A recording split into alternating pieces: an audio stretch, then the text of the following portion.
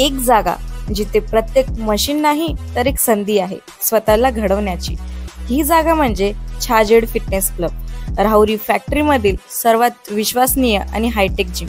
महिलांसाठी स्वतंत्र batches and trainers, 100% safe and positive environment, AC सह पूर्ण सुविधा असलेली gym, high tech equipments, full body workout साठी योग्य। तर यायचं कुठे आहे? Chhajed fitness club, Tarabad road, Rahuri factory. आवाज जनतेचा, लढा सर्वसामान्य जनतेच्या न्याय व हक्कांसाठी। शेवगाव पासून 5 किलोमीटर अंतरावर असलेल्या धाकटी पंढरी श्री क्षेत्र वरूर इथं आषाढी एकादशी मोठ्या भक्तिभावाने साजरी करण्यात आली। विठ्ठल भक्तांनी पहाटेपासूनच श्री विठ्ठल रुक्मिणीच्या दर्शनासाठी गर्दी केली होती। दिवसभर लाखो भाविकांनी श्री विठ्ठल रुक्मिणीचे मनोभावे दर्शन घेतलं। रात्री उशिरापर्यंत भाविकांच्या दर्शनासाठी रांगा लागल्या होत्या। श्री क्षेत्र वरूर इथं श्री विठ्ठलाच्या 450 वर्षापूर्वींचं प्राचीन मंदिर आहे। मंदिरातील वालुकामय मूर्ती स्वयंभू असल्यानं वारकरी संप्रदायामध्ये या स्थानाला अनन्यसाधारण महत्व आहे। दक्षिण काशी श्री क्षेत्र पैठण इथून कावडीनं आणलेल्या गंगोदकाचे सकाळी त्रिवेणी संगमावरील भक्त पुंडलिकाच्या मंदिराजवळ वालुकामय श्री विठ्ठल रुक्मिणी दर्शनासाठी भाविकांनी गर्दी केली होती। अंचवले महाराज यांच्या हस्ते पूजन व गंगा आरती झाल्यानंतर टाळ मृदुंगांच्या निनादात कावडी मंदिरात आल्या। तिथं श्री विठ्ठल रुक्मिणीला जल व रुद्राभिषेक घालण्यात आला। वस्त्र अलंकारानंतर महाआरती झाली। सायंकाळी नगर प्रदक्षिणा तसेच भजनी मंडळ व संत यादव बाबा भक्तिपीठातील वारकऱ्यांचा देखणा रिंगण सोहळा पार पडला। संभाजीनगरचे खासदार संदीपान भुमरे यांच्या पत्नी पुष्पा भुमरे तसेच शेवगाव नगर परिषदेच्या मुख्याधिकारी विजया घाटगे, नायब तहसीलदार गौरी कट्टे यांनी श्री विठ्ठू माऊलीचं दर्शन घेतलं। रात्री देवस्थानचे प्रमुख दिनकर महाराज अंचवले यांचं कीर्तन झालं।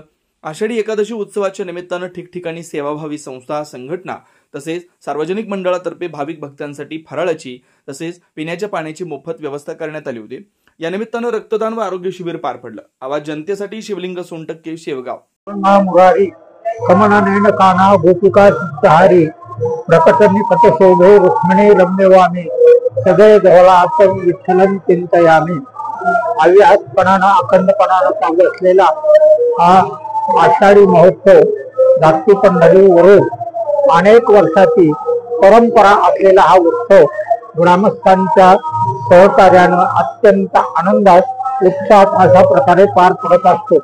आज एकादशीचा अत्यंत महत्वाचा दिवस। आज पैठणहून गंगोदक कावडीची पूजा केली जाते। त्यानंतर पांडुरंगाला लघुरुद्राचा अभिषेक केला जातो। त्यावेळेला सभा मंडपामध्ये भजनाचा कार्यक्रम हा चालू असतो। नंतर नैवेद्य होऊन भाविकांना खिचडीचा प्रसाद जो आहे तो दिला जातो। दुपारी 4 वाजता नगर प्रदक्षिणा जी आहे ती होत असते।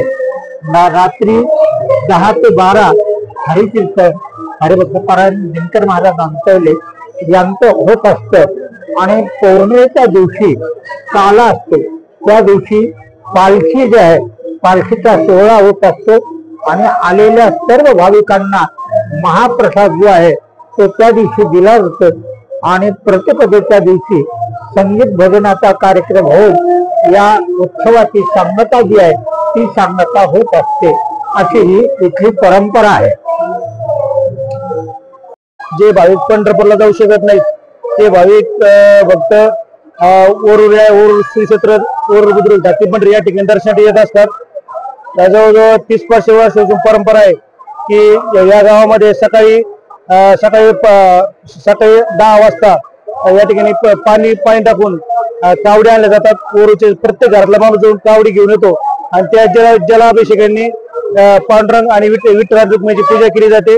आणि त्यामुळे त्यानंतर भजन होऊन बरेचसे भाविक असतात। संध्याकाळी 8 ते 10 या वेळेमध्ये हरिभक्तपरायण गुरुवर्य दिनकर महाराज अंचवले यांचे कीर्तनाचा कार्यक्रम होऊन आजच्या कार्यक्रमाची समाप्ती होत असते।